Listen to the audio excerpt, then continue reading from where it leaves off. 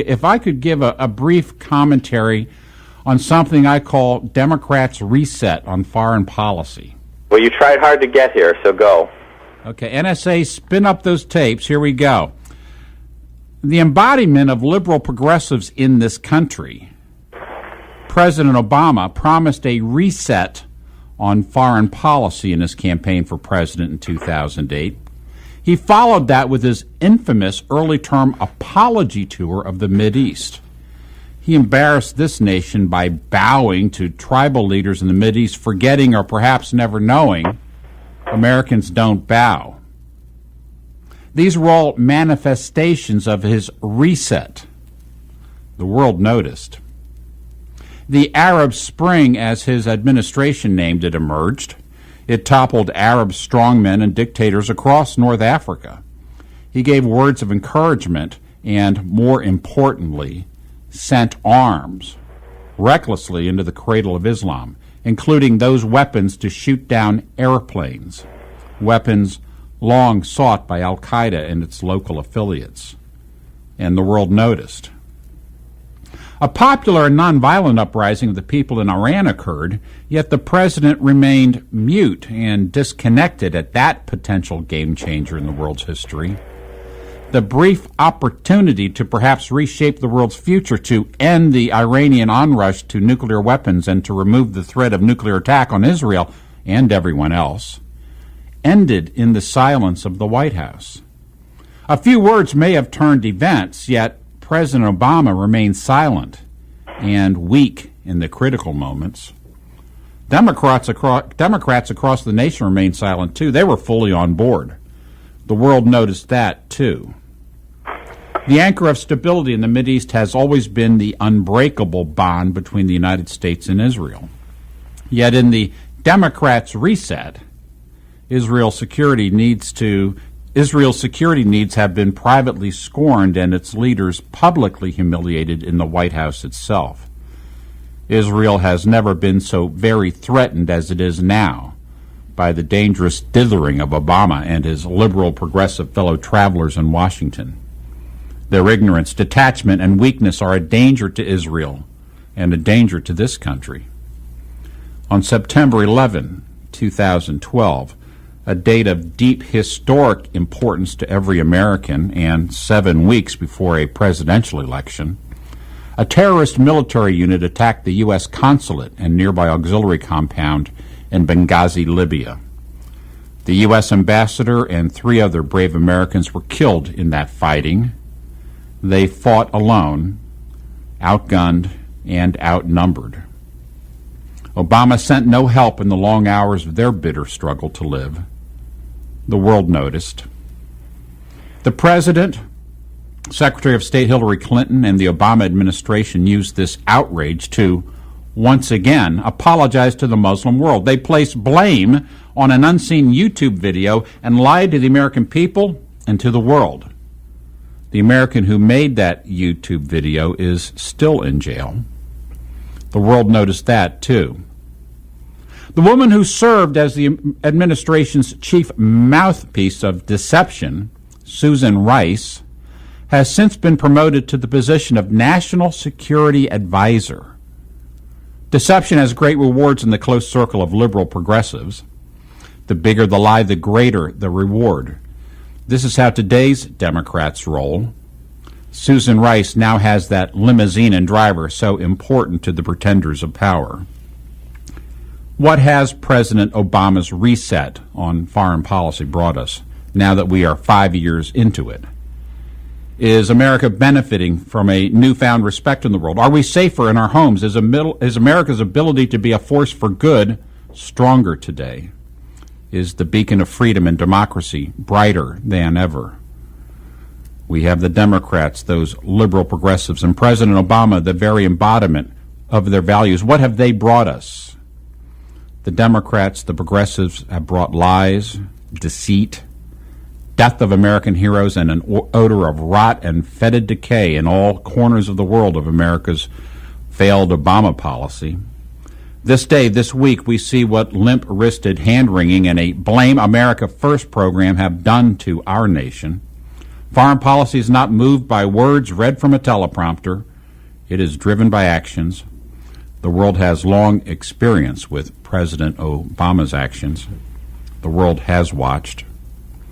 Today, American embassies around the world are closed. President Obama has decided to lower the flag and close shop. After 5 years of his reset, he has no more ability to secure these vital outposts than he had to protect the Boston Marathon or to save the life of Ambassador Stevens in Benghazi. President Obama and his Democrat collaborators said that they knew where to press the reset button. Instead, they pushed tilt. The world is a dangerous place, and President Obama and the liberal progressives have planted the seeds of an even greater and ever-growing danger. I'm Kevin Wade, and that's how I see it. Back to you, John. That's very powerful. And, the problem, I think, is that we have a crowd in charge that doesn't believe the world is a dangerous place. They believe the only danger is us, the United States, riling things up. And I think that's part of the problem, is that their solution to all the problems in history is that to blame it on the United States and to weaken the United States, and they don't really believe there's anything out there going on. But that was a very powerful presentation. It's part of the Blame America First crowd. Now, the president knows it's a dangerous world. When he took his $100 million 6-day trip to Africa last month, he had around-the-clock, 24-hour-a-day fighter coverage circling wherever he was. He had 53 vehicles in his entourage and 14 limousines. And he had one truck dedicated just to carrying around bulletproof glass for his temporary residences. He knows how dangerous the world is, but he doesn't seem to know how to care about the dangers the American people face.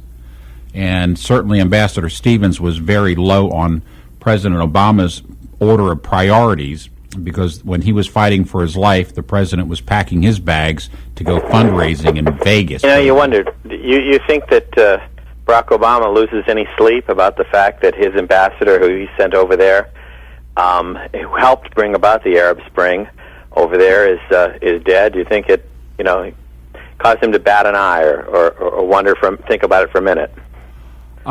President Obama is mostly motivated by the needs of President Obama. If he does have a crisis of conscience, I'm sure he will talk it over with his teleprompter.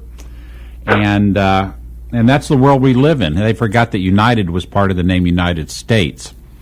And I have never seen a national figure in my entire lifetime seek to divide this country by classes, by race, by income, by geography, by age, in the way that President Obama and that group of liberal progressives that surround him, there is nothing that is beyond the shame limit with them.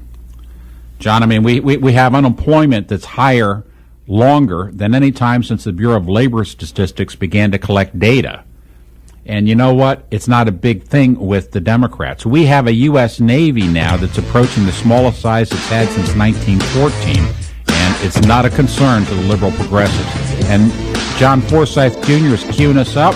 We are coming up on a hard break. My name's Kevin Wade. We're joined by John Mosley. We are at WNJC 1360 AM and around the world on the Internet. You're listening to Conservative Commandos. We will be right back.